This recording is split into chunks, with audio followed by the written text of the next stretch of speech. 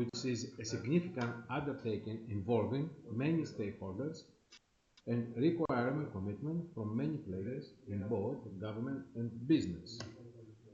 Remember that this is an essential, therefore, that a systematic approach be adopted from the outset.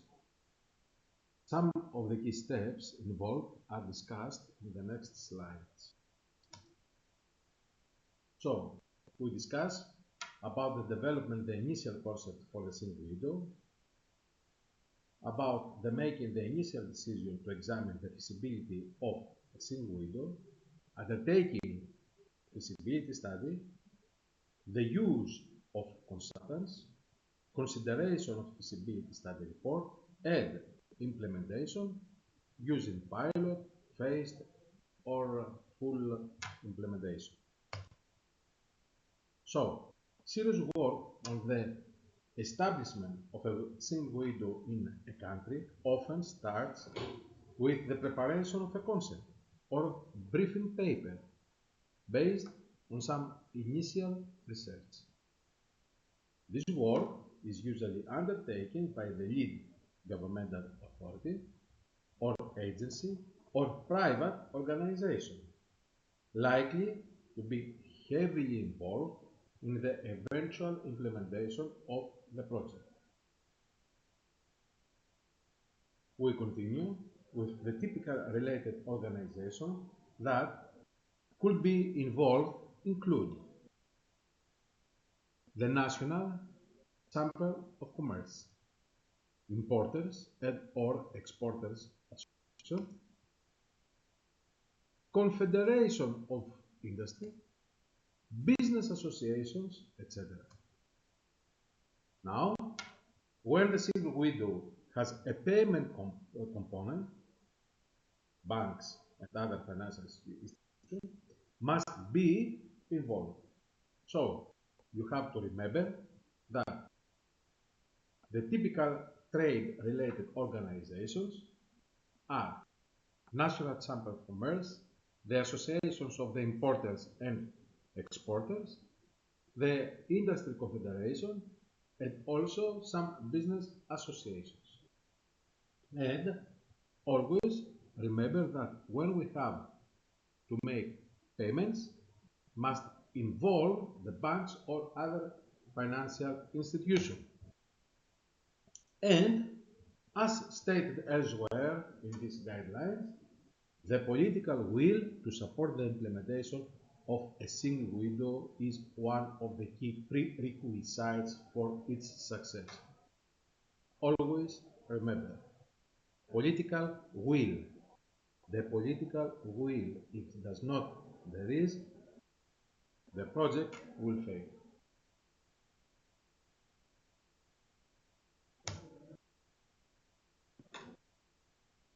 Presuming that a positive decision is reached to proceed with the feasibility study, the meeting should be established what? The management group. The management group which made up a senior representatives of the key agencies who will be directly involved in implementing and utilizing the single window. So, what is the single window? It's a project. So, the project needs a project management group. The project management group should have the power to commit funds to the project, make resource allocation decisions, and commit their relevant organizations to participating in the project. Draft objectives, responsibilities, and term of reference text should be drawn up for the project management head the time and agreed upon at meeting. Concluding for this action, we have to remember the following entities.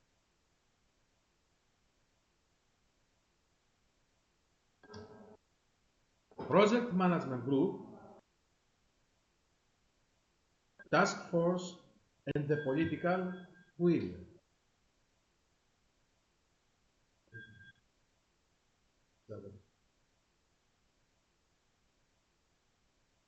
Okay.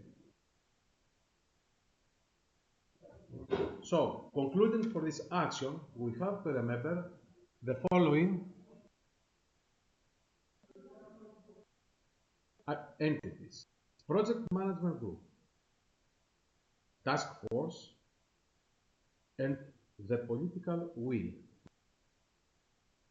It is important to emphasize here that the development of a single window does not presuppose the existence or requirement of a sophisticated computerized information system for the receipt, storage, and sharing of information. Clearly,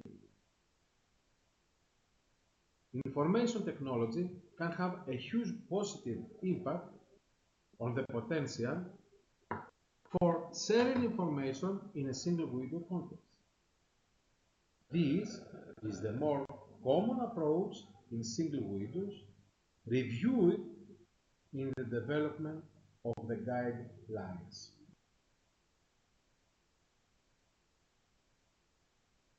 Also, it should be stated that when considering the technical requirement for the single window,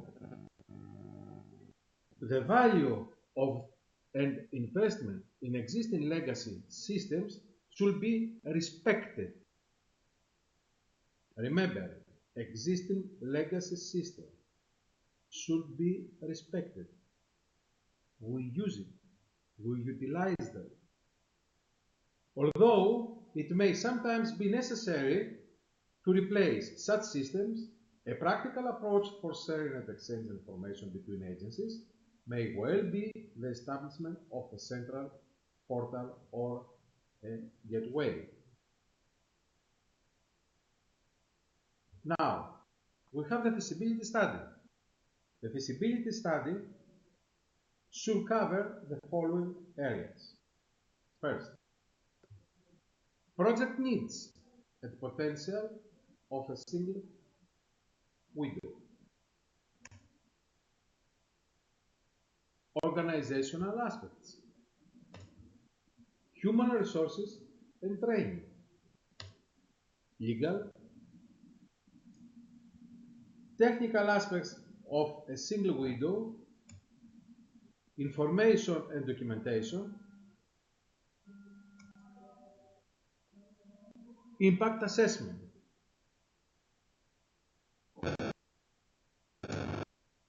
implementation options,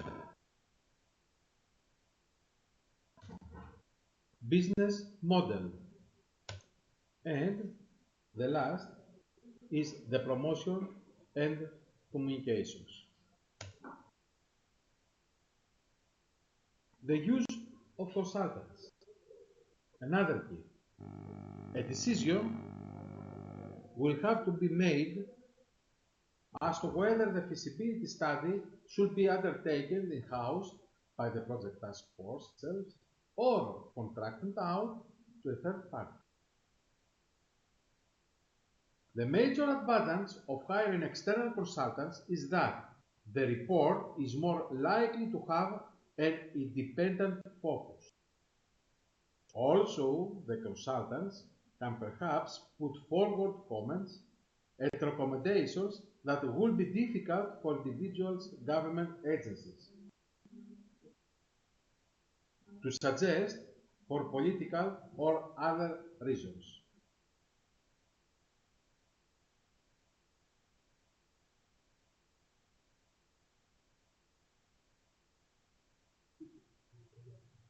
Hold on for 2 minutes.